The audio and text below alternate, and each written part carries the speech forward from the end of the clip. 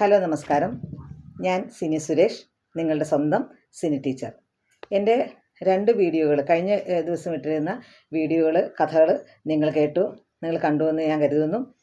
Video കണ്ട് like ചെയ്ത് share ചെയ്ത് സബ്സ്ക്രൈബ് ചെയ്ത എല്ലാവർക്കും എൻ്റെ നന്ദി ഞാൻ അറിയിക്കട്ടെ. ഇന്ന് ഞാൻ മറ്റൊരു വീഡിയോയുമായിട്ടാണ് ഞാൻ എത്തിയിരിക്കുന്നത്.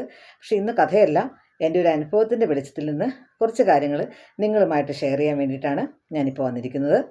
അതായത് കഴിഞ്ഞ ദിവസം വളരെ ആകസ്മികമായിട്ട് ഇൻസ്റ്റഗ്രാമിൽ ഒരു പോസ്റ്റ് കണ്ടു.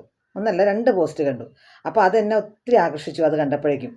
അപ്പം അതിനകത്തെ കണ്ടൻ്റ് എന്ന് പറഞ്ഞാൽ കോതമംഗലം എന്ന ദേശത്തെ സ്ലാങ് ഭാഷാ രീതിയെക്കുറിച്ചിട്ട് 2 പേര് ചെയ്ത വീഡിയോ ആണ്. ഒന്നൊരു കോതമംഗലംകാരനും ഒന്നൊരു കോതമംഗലത്ത് താമസിക്കാത്ത വേറൊരാളുമാണ് അത് വീഡിയോ ഇരിക്കുന്നത്. അതിൽ കോതമംഗലംകാരൻ ചെയ്തിരിക്കുന്നതാണ് ഇച്ചിരൂടെ ബെറ്ററായിട്ട് എനിക്ക് തോന്നിയത്.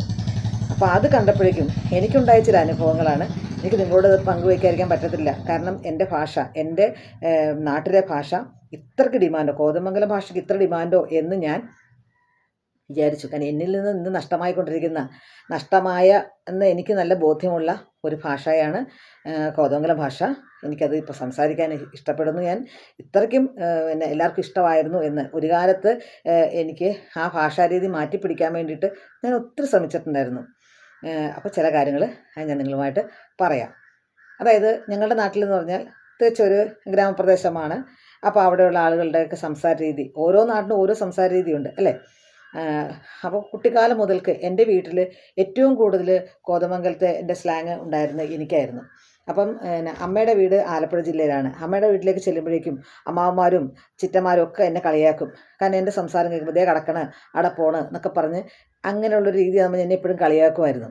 അപ്പോൾ എൻ്റെ ഒരു ആഗ്രഹം എങ്ങനെയെങ്കിലും ഈ ഭാഷ മാറ്റി പറയണം. നല്ല രീതിയിൽ ഓരൊക്കെ പറയുന്നത് എന്ത് രസം കേൾക്കാനായിട്ട്. അപ്പോൾ അതുപോലെയൊക്കെ എനിക്ക് മാറ്റി പറയണമെന്ന് വെച്ചാൽ ഞാൻ മനഃപൂർവ്വമൊക്കെ ഭാഷയൊക്കെ മാറ്റി പറയുമായിരുന്നു. ഇങ്ങനെ വേറെ രീതിയിലേക്കൊക്കെ ആക്കി സംസാരിക്കുമായിരുന്നു. പിന്നെ എൻ്റെ സംസാരത്തിൽ വളരെ സ്പീഡാണ്. ഇന്ത്യൻ എക്സ്പ്രസ് പോകുന്ന പോലെ ജയന്തി എക്സ്പ്രസ് വളരെ പതുക്കെയായിരിക്കും പോകുന്നത്. പക്ഷേ അവിടെ അത് എത്തുന്നതിന് മുമ്പ് എൻ്റെ സംസാരം ഇവിടെ എത്തുമെന്നാണ് എല്ലാവരും പറയുന്നത്. അങ്ങനെ ഇരുന്നപ്പം ആണ് ഞാൻ ആലപ്പുഴയിലേക്ക് എന്നെ വിവാഹം ചെയ്തുകൊണ്ട് വരുന്നത്. ഇവിടെ വന്നപ്പം ഒത്തിരി വ്യത്യാസമാണ്. ഇവിടുത്തെ ഭാഷാരീതിയും കോതമംഗലത്തെ ഭാഷാരീതിയും തമ്മിൽ ഒത്തിരി വ്യത്യാസമുണ്ട്. അപ്പോൾ ഇവിടെ വന്നിട്ട് തന്നെ കുറേ കളിയാക്കലുകൾ എനിക്കുണ്ടായിട്ടുണ്ട്. അപ്പോഴും ഞാനിതുപോലെ പിന്നെ ഞാൻ ഈ പറഞ്ഞ പോലെ മലയാളം പഠിക്കാനായിട്ട് പോയി. മലയാളം ഐച്ഛികമായിട്ട് എടുത്തു. മലയാളം അധ്യാപികയായി.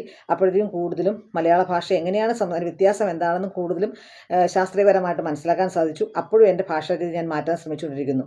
പക്ഷേ എനിക്കിത് നഷ്ടമായിക്കൊണ്ടിരിക്കുകയാണ് ആ ഭാഷാരീതി. കാരണം ഇന്ന് ഇത്ര ഭയങ്കര ഡിമാൻഡാണ് കോതമംഗലം ഭാഷ. ഞാൻ അറിയുന്നില്ല, ഞാൻ ഇപ്പോഴാണ് അറിയുന്നത്.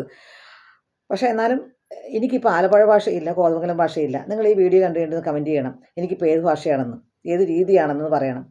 ഞാൻ മനഃപൂർവ്വം കോതമംഗലം ഭാഷ അനുകരിച്ചുകൊണ്ടിരിക്കുകയാണ് കേട്ടോ. അങ്ങനെ പിന്നെ പറയാനുള്ളത്, ഞങ്ങളുടെ നാട്ടിൽ ഏറ്റവും കൂടുതൽ പറയുന്ന ഒരു വാക്കാണ് പുള്ളേ. ആ പുള്ളേ പറയാത്ത ആരും കോതമംഗലത്ത് ഇപ്പോൾ എനിക്കറിയാൻ പാടുണ്ടെന്ന്. ഞങ്ങളൊക്കെ പഠിച്ചുകൊണ്ടിരുന്ന സമയത്തും കുട്ടിക്കാലത്തും ഒക്കെ അത് പുള്ളേന്ന് പറയത്തുള്ളൂ. ആ പുള്ള തന്നെ കുറേ വ്യത്യാസമുണ്ട് പറയും. അപ്പോൾ നമ്മൾ കൂട്ടുകാർ നമ്മൾ കാണുവാണെങ്കിൽ എടി പുള്ളേ, എന്നാടി പുള്ളേ, എന്നാടി വിശേഷം, എത്ര നാടാടി പുള്ളയെ കണ്ടിട്ട് പറഞ്ഞ് അങ്ങനെ നമ്മൾ കൂട്ടുകാർ തമ്മിൽ പറയും പുള്ളേ, അത് ഉറപ്പാണ്. പിന്നെ പറയുന്നത് എൻ്റെ പിള്ളേ എത്ര നാളായി കണ്ടിട്ട്, ചില പ്രായമായവർ പറയുന്നത്. പുള്ളേ നീ വരാറുണ്ടോ, പുള്ളേ നീ എപ്പോഴാണ് പുള്ളേ വന്നത്, പുള്ളയൊക്കെ വരാറുണ്ടോ. പിന്നെ ഞാനിപ്പോൾ സിനിന്ന് എൻ്റെ പേര്, സുനി പുള്ളേ എന്നാണ്ട് സുഖമുള്ള വിശേഷം എന്ന് പറയുന്നു. അത് കേൾക്കുമ്പോൾ മനസ്സിനൊരു കുളിരാണ്. ഇപ്പോൾ അന്ന് നമുക്ക് അത്രയും തോന്നില്ലായിരുന്നു. ഇന്ന് എനിക്ക് കേട്ടിട്ട് അങ്ങനെ ഈ ആലപ്പുഴയിൽ അങ്ങനെ പറയാറേ ഇല്ല. പിന്നെ അതൊന്നാമത്തെ പുള്ളവിളി. ഇനി രണ്ടാമത്തെ കാര്യം എന്ന് വെച്ചാൽ അപ്പ. എന്നാ പറഞ്ഞാലും ആരോട് സംസാരിച്ചാലും സ്നേഹത്തിൻ്റെ ഭാഷയിൽ വിളിക്കുന്ന അപ്പ എന്നാണ് പറയുന്നത്. ഇപ്പോൾ ഒരു ഉദാഹരണം, എന്നാ അപ്പ കൊച്ചു പിള്ളേരോട് നമ്മൾ പറയും. അപ്പം പിന്നെ സ്നേഹത്തോട് കൂട്ട് എന്നാ അപ്പ പറഞ്ഞ്, എന്നാ അപ്പ വിളിച്ചേ, എന്നാ അപ്പ വേണ്ടേ എന്ന് ചോദിക്കും. ഇവിടെ വന്ന് അങ്ങനെ പറഞ്ഞാലോ. അപ്പം ഞാൻ വിചാരിക്കുന്നത് സ്കൂളിൽ പോയിട്ട് സ്നേഹത്തോടു കൂടി കുട്ടികളോട് പറയാം, എന്നാ അപ്പ പഠിച്ചോ എന്ന് ചോദിക്കാൻ പിള്ളേർ നാളെ പറയും ടീച്ചർ അപ്പനെ വിളിച്ചെന്ന് പറയും. ആ രീതിയിലേക്കായി പോകും. അപ്പോൾ നമ്മുടെ ഭാഷാരീതി പറയാൻ പറ്റത്തില്ല. മാറ്റണം. അതങ്ങനെ ഒരു ഭാഷ. പിന്നെ എന്ത് പറഞ്ഞാലും ഉവ്വ് ഓ, പിന്നെ ഞാൻ പോയാർന്ന് കേട്ടോ, കണ്ടാർന്ന്. ഇനി അതിനു മുമ്പായിട്ട് വേറെ കാര്യം പറയാം. ഞങ്ങളുടെ നാട് കോതമംഗലം എന്നാണ് ഞങ്ങളുടെ നാടിൻ്റെ പേര്. പക്ഷേ കോതമംഗലത്ത് ജനിച്ചു വളർന്ന ആളുകൾ ഒരിക്കലും കോതമംഗലം എന്ന് പറഞ്ഞ് ഞങ്ങൾ അത്ര നീട്ടിക്കൊണ്ട് പോകാറില്ല. നീ പറയും കോതോങ്കലം അല്ലെങ്കിൽ കോലം. കാരണം കോലം എന്ന് ആ ഇൻസ്റ്റഗ്രാമിൽ ഓരോരുത്തർ പറയുന്നു കേട്ടോ, അല്ല കോലം അല്ല കോതോങ്കല അല്ലെങ്കിൽ കോതങ്കല പറയുന്നത്. പക്ഷേ നിങ്ങൾ ഇവിടെ പോയിട്ടുണ്ടോ? കോതമംഗലം സ്റ്റാൻഡിൽ പോയിട്ടുണ്ടോ? പ്രൈവറ്റ് സ്റ്റാൻഡിൽ പോയിട്ടുണ്ടോ? പ്രൈവറ്റ് സ്റ്റാൻഡിൽ പോയവർക്ക് അറിയാൻ പറ്റും. അവിടുത്തെ ബസ് കണ്ടക്ടർമാർ കിളിയൊക്കെ ഉണ്ടല്ലോ വാതിൽക്ക് നിൽക്കുന്നത്.